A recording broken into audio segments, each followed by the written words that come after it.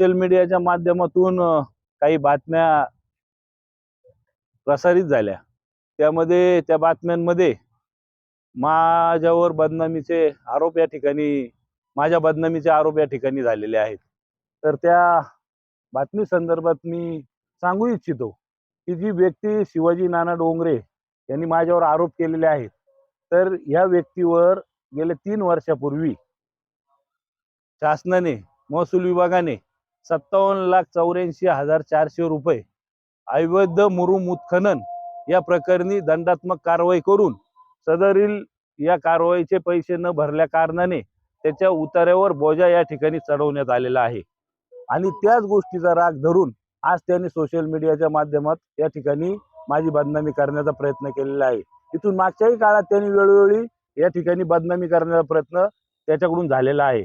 पण या गोष्टीचं मी या अनुषंगाने असं सांगू इच्छितो की गेले 10-12 दिवसापूर्वी आमचं डिग्रस असेल, आंबुरे असेल, मालुंजा असेल या भागामध्ये काही या तस्करांनी, गुंडांनी या ठिकाणी शेतकऱ्यांच्या जमिनीत जाऊन अवैधरित्या विना परवानगी, कुठली परवानगी न घेता व शेतकऱ्यांना न विचारता दमदाटी करून या ठिकाणी मुरुम काढण्याचा प्रयत्न केला व त्या गोष्टीला मी विरोध करायला गेलो असता या ठिकाणी मला दूरध्वनीद्वारे जिवंत मारण्याची, जीवे मारण्याची व तू रस्त्यावर निघ, तू आंबुरे मध्ये येऊन दाखव किंवा आमच्या ठिकाणी येऊन दाखव, तुला आम्ही संपून टाकू, अशा प्रकारे हे सर्व जण ज्यांना ज्यांना या गोष्टीचा जे अवैधरित्या उत्खनन करून वाहतूक करतात अशा 4-5 जणांच्या या टोळक्यांनी हे षडयंत्र चालवलेलं आहे।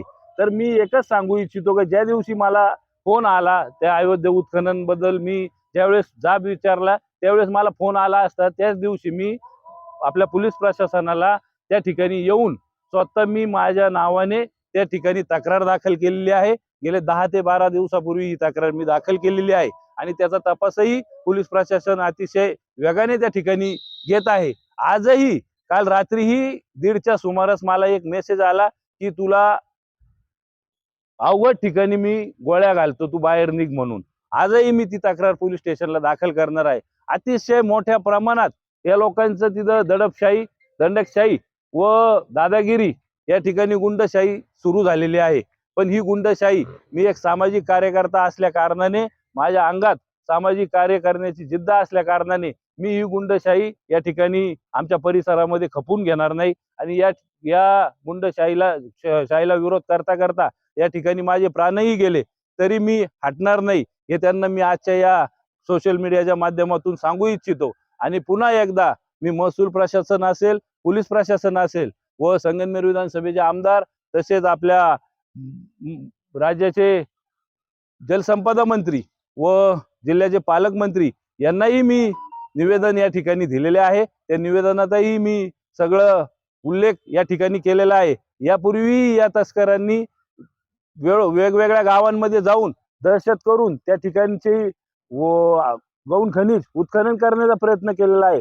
वेळोवेळी तहसीलदार, पोलीस प्रशासनाकडे यांच्या संदर्भात तक्रारी दाखल झालेल्या आहे, पण सर्वसामान्य शेतकरी, सर्वसामान्य माणूस यांच्या पुढे येण्यास घाबरतो। कारण की त्याचं कारण असं, कोणत्याही शेतकऱ्याच्या जमिनीत जर हे मुरुम उत्खननास गेले, त्या शेतकऱ्यांनी विरोध जर केला तर त्या शेतकऱ्याला जिवंत मारण्याचे व टायर खाली घालण्याची भाषा या लोकांची असते व हे 5-6 जणांचं टोळकं कंटिन्यू दररोज रस्त्याला फिरत असतं आणि शेतकऱ्याला, सामान्य शेतकऱ्याला काही ना काही कारण असतो, कोणत्या ना कोणत्या गोष्टीसाठी बाहेर जा ये करावं लागते, त्याच्यामुळे सर्वसामान्य माणूस या गोष्टीकडे लक्ष देत नाही। पण अशीच एक घटना आमच्या गावामध्ये घडली असता त्या शेतकऱ्यांनी मला तात्काळ सांगितल्यावर त्याची जाब मी त्या ठिकाणी विचारला आणि त्या जाब विचारल्याच्या कारणाने मला त्या ठिकाणी वेगवेगळ्या प्रकारे, वेगवेगळ्या माध्यमातून, वेगवेगळ्या याच्यातून मला त्या ठिकाणी धमकावण्याचा प्रयत्न केला।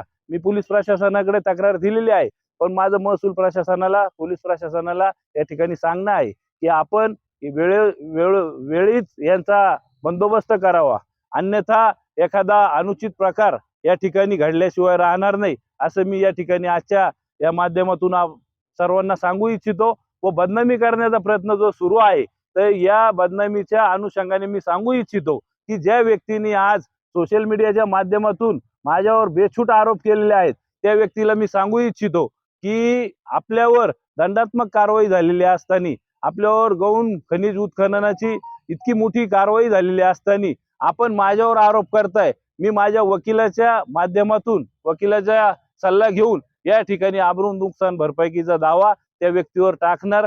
येत्या 2 ते 3 दिवसामध्ये तो दावा मी त्या ठिकाणी टाकल्याशिवाय राहणार नाही. ही आपणास मी माहिती देतो आणि थांबतो.